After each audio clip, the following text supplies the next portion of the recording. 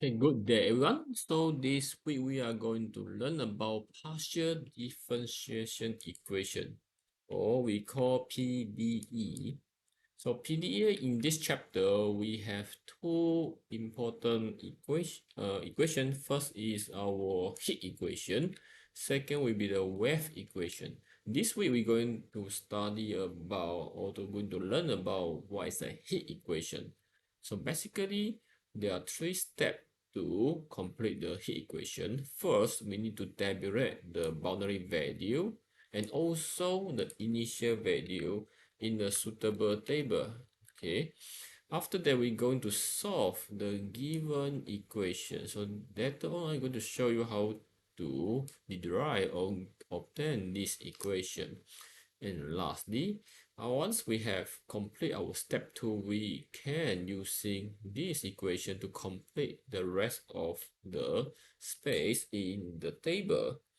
And here is a two equation will be given. So for the heat equation will be this is the heat equation. If we zoom in, so the heat equation basically equal to the first the partial differentiation to the function of u with respect to the t equal to the c squared, and then the second order partial differentiation of the u with respect to the s for this time. So that's mean it at your left hand side will be partial differentiation with respect to the time, while the left hand side will be partial differentiation the second order with respect to the space, okay, the s or the position. And these two partial differentiation, in fact, we can using our knowledge in terms of the differentiation. As you can see here, this actually is our 2 point for first order derivative. Correct, we're going to using the 2 point, so j plus 1 minus the j. Okay, so and then one thing I want to highlight here is that there's I and j. J is the time, while the I is in terms of the x. Okay, so that means we can have our xi, while the time will be the dj, and k is a step size for our time. And if we continue, you can see that the second part will be, we are going to using the 3-point center second order derivative. Okay, so this is a 3-point center. You can refer back to the slide that we use for our differentiation chapter. So after we have replace them using the knowledge of the numerical partial differentiation, and then we need to rearrange it in such a way that we can get the u. Okay, you can see this equation, the u I j plus 1 equal to something, and this something actually we can get after we have grouped the coefficient of the equation. So this you need to practice by yourself. You can try to do it now. You can pause the video for 5 minutes to derive from this equation to the uij plus 1 equal to this. The r actually in fact is equal to the constant given k c square divided by the h square. Okay, so please pause the video and then derive to get this equation. So let's say you're successfully to familiar about the equation. So this is some motivation about the heat equation. As you can see in this animation plot, so the heat will transfer for high temperature to the low temperature. So heat equation will somehow give us the idea about the heat diffuse from the high temperature to the cool region. And this is another example of illustration. So for the scope of this chapter, we are going to apply the equation in the 2D. So sorry, it's the 1D, it's not 2D. Just now it's a 2D, the gate is a 2D. So 1D is something like a wire or the rod, as you can see here.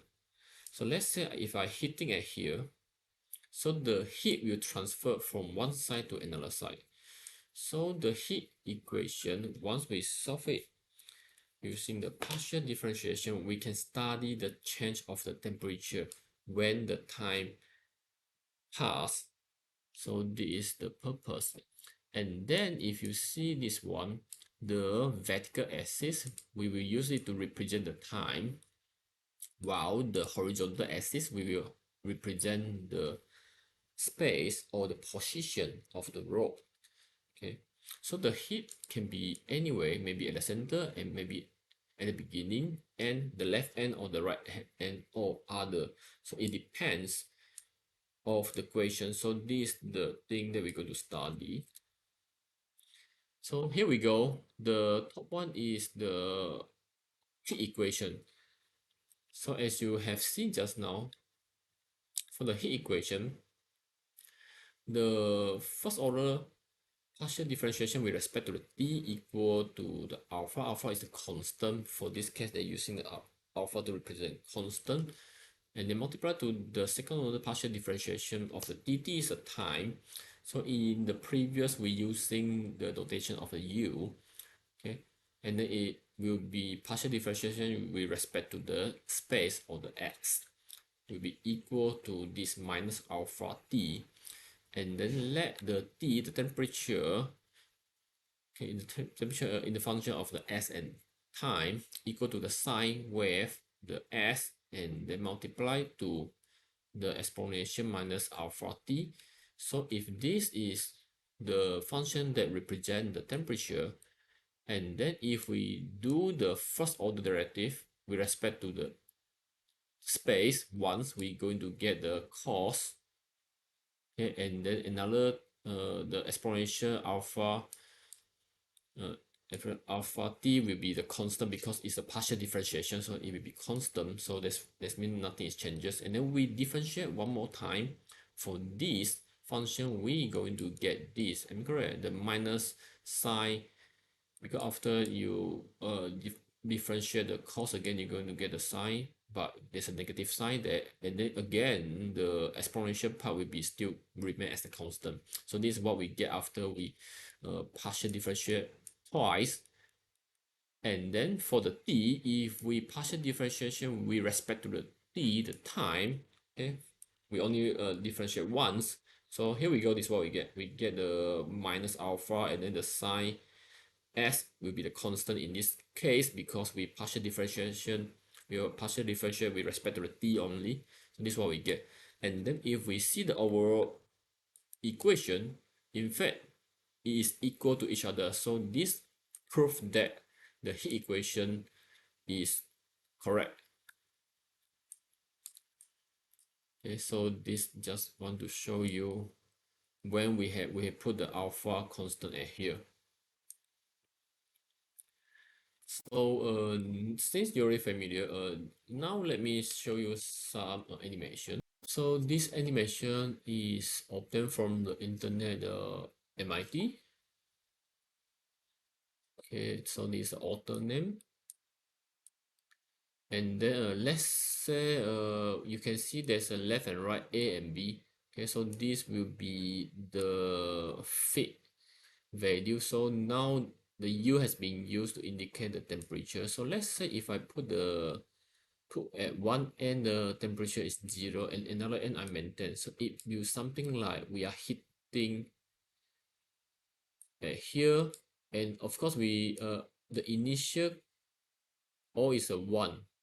Okay, so that means if this row has been hit at the beginning, so the initial O is 1, and then if one end I put it in the ice, for example, make it become 0.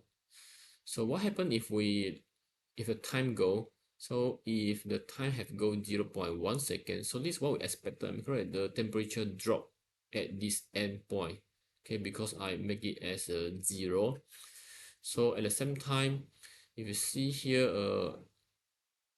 at half of the row, the temperature still 1. Okay, this means still same as the beginning because this one just passed 0.1 second. So as the time has been passed for another 1 another 0.1 second. So you can see the temperature will be slowly cool down, okay, from one side to another side. So here we go, and eventually when the time is 0.7, so this will be the expected temperature distribute for the row. Okay, so this is just a simulation about this kind of condition. Okay, so next, this is the typical equation for the heat equation. So if you read the equation, the temperature distribution in the function of the U, we have two things. One is the S, the space, and T is the time of the one-dimensional silver row is governed by the heat equation. So this heat equation. So for this case, the C square equal to 1 because it's not appear here, so we know it's 1. So and then the boundary condition for the space is from 0 to 1. That means the row should be from 0 to 1. If this one is cm, so it's from 0 to 1 cm, and time start from 0. And then the boundary condition given. So here, as you can see, that when the space is 0, so it will be equal to 20 multiplied to 20 multiplied to t squared. So this is the time when the location of the row is at 0. Okay, so that's mean that's mean we need to plot something. We need to have a table. So let me clarify a bit the table. So for the vertical axis will be the time. So we start with time equal to 0. Okay, so to avoid confusing, so perhaps we can hide the rest. So let's say you assume this is the row, okay, the row that we are going to calculate at the time 0. What is initial condition? Okay, so what will be initial condition? Okay, so if we use this thing, the location s equal to 0, and then when the time equal to 0, we substitute the t here. So what are we going to get here? We're going to get a 0 here, am I correct? So that means you can fill in the table. So the initial condition is 0. And then if we keep read the thing, of course, actually we can complete our left boundary, because this equation actually tell us at the position of the s equal to 0. So regardless of the t, so it will equal to the 20 multiplied to the t square. So you can using your calculator to fill this table.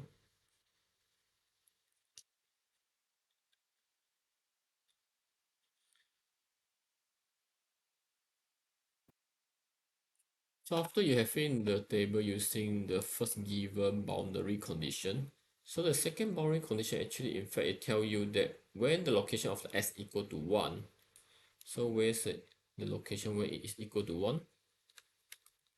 Actually here, am I correct? S equal to 1. Okay.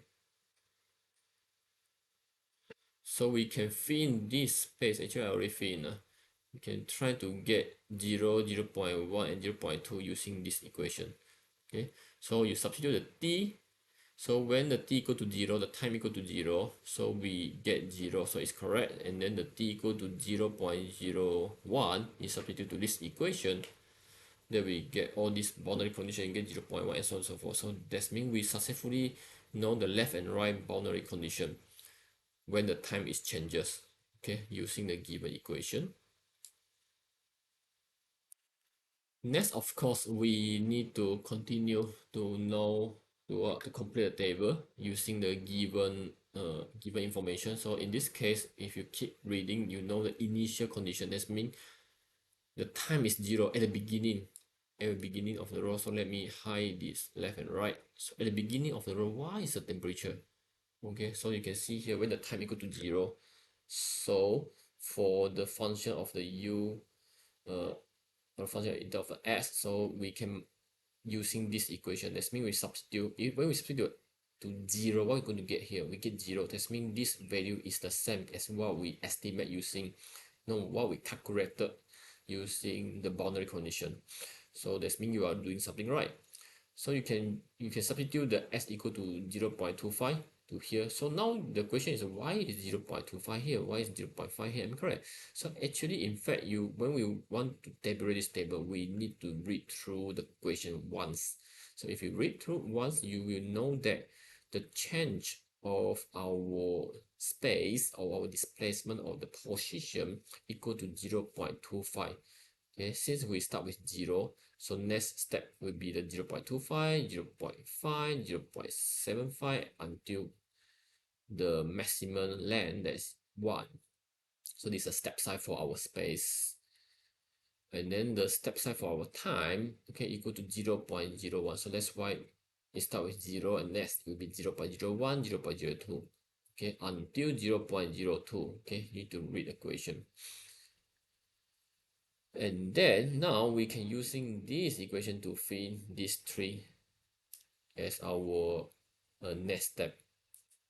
So here we go. After you fill, you can pause the video and then make sure you get the right value as shown here. So look like the row for the left and right, the temperature is 0, and then the highest temperature is at the center. Okay, you can see the temperature is higher at the center, 0 0.25. Okay, then what you need to do next, basically after you complete the initial condition and also the left and right condition, okay, the next is we want to fill the rest, but of course we cannot fill immediately. We can fill the first one. This means this one, our time, when the time equal to 0 0.1, so we can fill this one. Okay, so how are we going to fill this one? To fill this one, actually we need to using a heat equation now. Okay, so here we go. So this is a heat equation. When we replace them using the partial differentiation equation and then substitute the step size 0 0.01 is as given here, is a 0 0.25 square, because we are follow the 3-point center formula. And then after you have rearranged this one as I require you to do it, you should be able to get something like this. Okay, and then we further simplify. Okay, so this is what you expect to get. Okay, so I think this one still no the simplest one. You still can simplify it further, because you can see here is a u ij, here also u ij, so that means you can group them, you can group their coefficient together. Okay, so after that, you let me look. Okay, so this after you have simplified. So please pause the video. So you should have this one from the heat equation. So pause the video, spend maybe 5 to 10 minutes to get this equation by yourself. So you are expected to get the right coefficient. Okay, 0 0.16, 0 0.68, and 0 0.16. Okay, and then we arrange it according to the I. So at the center is a I, comma j, and then for your left will be I minus 1, and then here will be I plus 1. Okay, so please arrange them like this. And then if you see this equation, okay, please pause the video, spend 5 to 10 minutes to get this equation. Okay, and then now let's say you already get this equation now. Okay, that you need to see here j, and j, am I correct? And then what is this? This is j plus 1. So this means we're going to estimate the next time at the same position, the I, what is the temperature?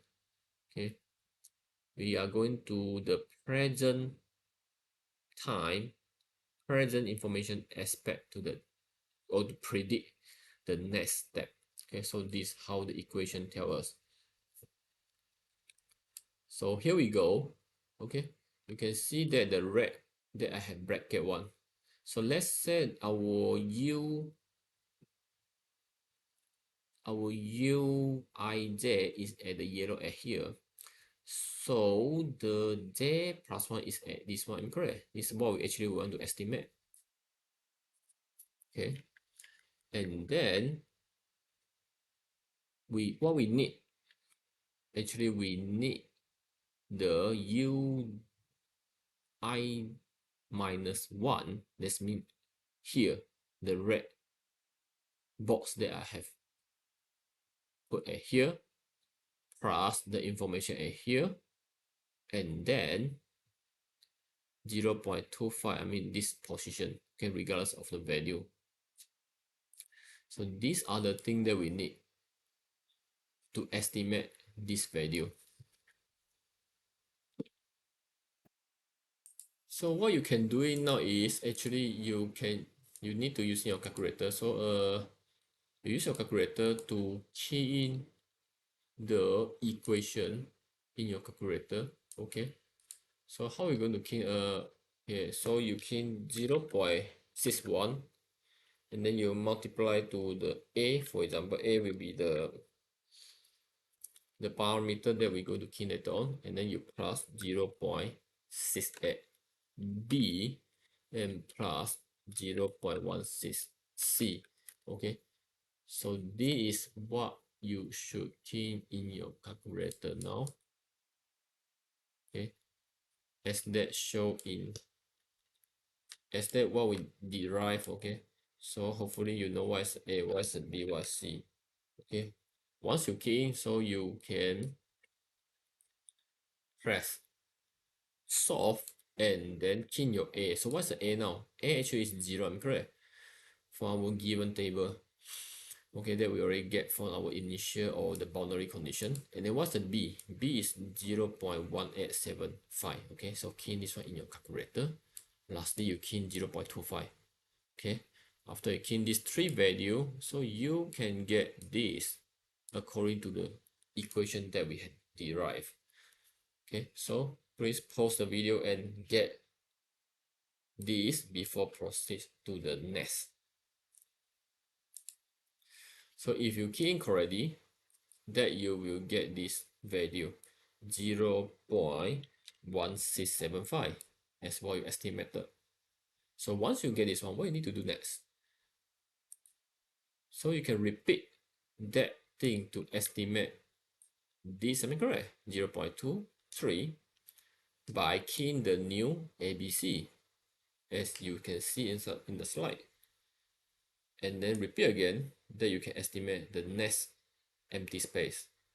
And this ABC that you have keyed in your calculator, you can use it to estimate here, okay, and here, and here, okay. So here we go. After you repeat this step, that you have complete the table, and then you already know the change of the temperature. So this is the step.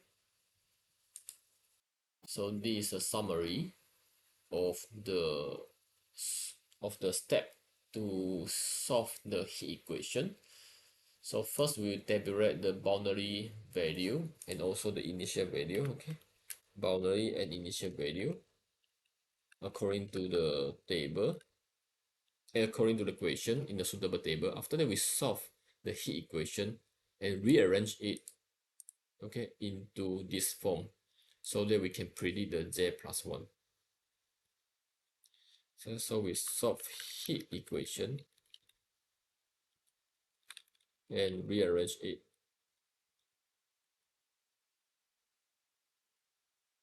into this. Okay, that is how this cell come from. And then we're going to using the equation that we have rearranged to fill in the rest of the cells or the space in the table. I think this is a answer. Okay, hopefully you get an answer. If no, so please pause the video and then do it now to make sure you get the right answer. So what we can get actually from this answer, so basically this answer tells us that at the beginning of the time equal to 0, so we have this row, the center is the highest temperature, while left and right is 0, and then at displacement 0.25, the temperature slightly lower. Okay, so this is what we get. And then after 0.01 second, okay, you can see that left and right, the temperature slightly increase. Okay, while the center 3 position, okay, that is 0.25, 0.5, 0.75, the temperature drop a bit.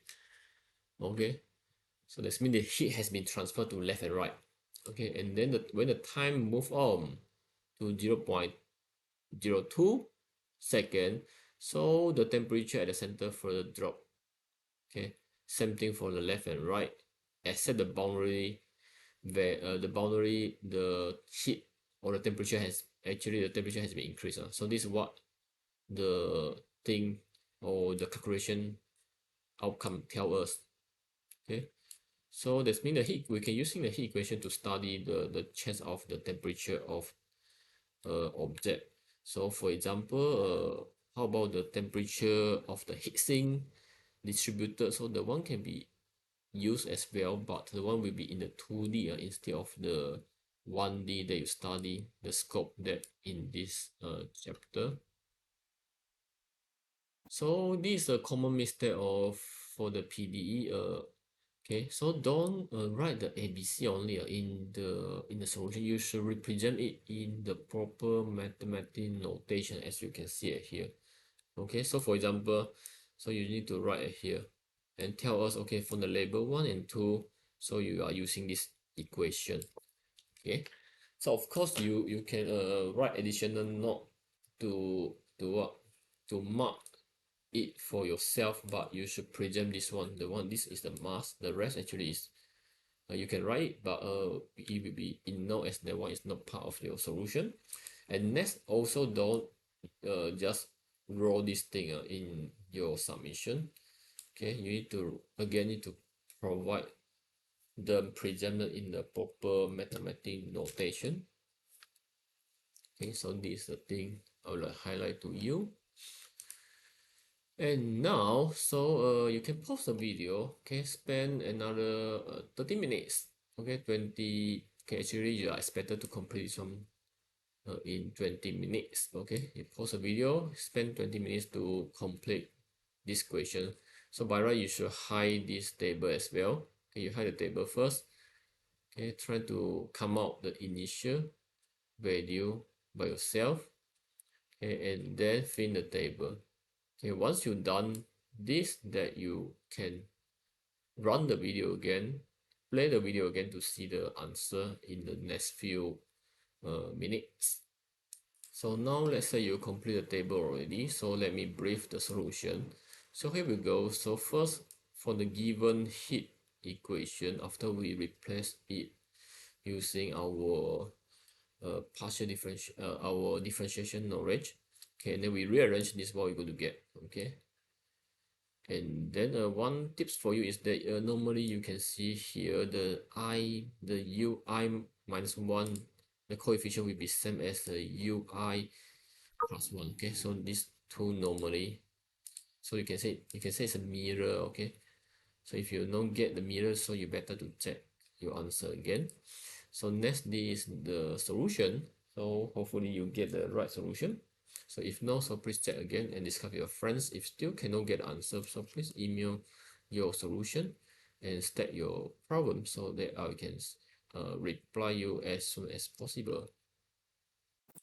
Okay, so since you have complete the exercise, so now this is for your attendance. So you are required to submit the solution for this question. So this is a square. Okay, is given a heat equation. Can you submit this one as your attendance to the author? So make sure your answer is correct. So here we go. This is the answer. Hopefully you get the right answer as shown here. In fact, it should be not so challenging because I also asked the ChatGPT to solve this problem. So you can see that how the ChatGPT solved the heat equation numerically using the method that we have learned today. That is the this expressive finite differential method carefully. So okay, so you can see that first the ChatGPT do able to extract the equation correctly. Okay, so this heat equation, and then also successfully to write the boundary condition and initial condition correctly. Then also highlighted important about the step side, that is the space or the spatial, okay, or the position. There is the step size is 0.25 for the position or the spatial. The temporal actually is the time.